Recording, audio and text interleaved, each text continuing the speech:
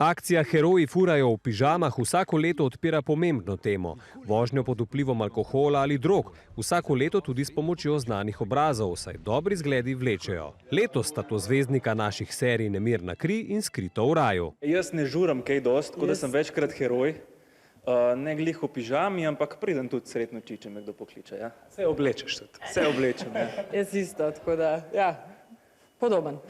Pa se igralca lahko poistovetita s situacijo, ko sredi noči potrebuješ kakšnega heroja, ki bi na pomoč z avtom prišofiral naravnost iz postelje. Jaz nažalost se, ampak ne bi v detaljih.